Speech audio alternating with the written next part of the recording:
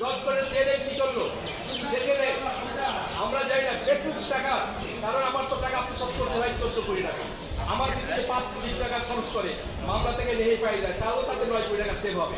আমার টাকা আমার পিছনে তারা খরচ করতেছে, ওখানে কমসে কম 1 কোটি টাকা।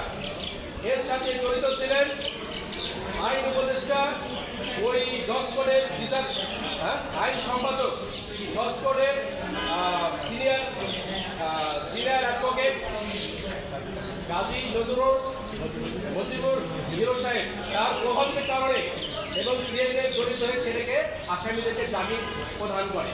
আমরা সেটা কি করি, মহানগর কোর্টে ওটাকে আমরা জামিন বাতিলের জন্য আবেদন করি। ছাত্র জনতা যেভাবে আমাদের অত্যাচার জুলুম সরকারের হাত থেকে দেশকে নতুনভাবে স্বাধীন করতে গিয়ে অনেক ছাত্র ভাইয়েরা জীবন দিয়েছেন, প্রাণ দিয়েছেন, তাদের আত্মার আহ্লাদ কামনা করছি। যারা এখন মৃত্যুর সাথে প্রার্থনা করছেন তাদের নেক হায়াত সুস্থ কামনা করছি। আপনারা জানেন সারা বাংলাদেশে খুন গুম অত্যাচার অজুলুম হইতেই চলেছে। আমি এই হাইকোর্টে দীর্ঘ আজ থেকে প্রায় 5 থেকে 4 মাসের অধিক এই হাইকোর্টে আমার একটা ব্যবসায়িক পার্টনার 14 কোটি টাকা আত্মসাৎ করে দেয়। তার আগামী জামিন নিতে সেখানে জামিন না পাওয়ায় 50 থেকে 60 জন আওয়ামী লীগের সন্ত্রাসী বাহিনী নিয়ে অ্যাটর্নি জেনারেল অফিসের সামনে আমাকে আক্রমণ করে। আমি একটা আইনজীবীর অফিসে আশ্রয় নেই, যদি আশ্রয় না নিতাম আমাকে তারা অপহরণ করত, আমাকে তারা চিঠি মেরে ফেলে দিত। এবং এইটা অনেক টেলিভিশন, অনেক মিডিয়া এবং বিভিন্ন পত্রিকায় আসছে, আপনারা অনেকে অবগত আছেন। সেইটা ন্যায় বিচার থেকে আমি কিভাবে বঞ্চিত হয়েছি দেখেন। হওয়ার পরে সিআইডি কি করলো, সেটাকে ফাইনাল রিপোর্ট দিল। আমি যখন সিআইডি অফিসে গেছি, আমি আমাকে একটা ফাইনাল রিপোর্টের কাগজ ধরাই দিয়েছি, আর আমার কাছে মাপ চাচ্ছে, ক্ষমা চাচ্ছে। আমি নিজে ভাই আমি এটা পারি না ভাই, আমার উপর থেকে প্রেশার ছিল।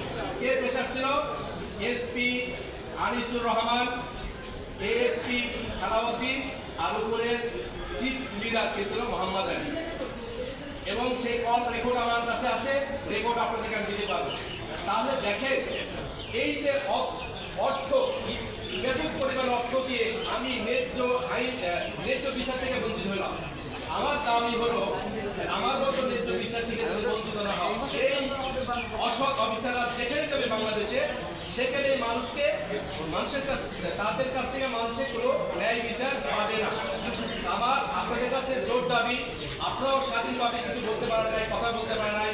জালিম সরকারের মাধ্যমে আমরা সবাই ছিলাম, সেইভাবে আমার ছাত্র জনতা ভাইরা অনেক জীবন দিয়ে আজকে দেশকে নতুনভাবে স্বাধীন করেছে। আমরা যেন কোনো অন্যায়কে সাপোর্ট না দেয়, অন্যায়কে প্রশ্রয় না দেয়।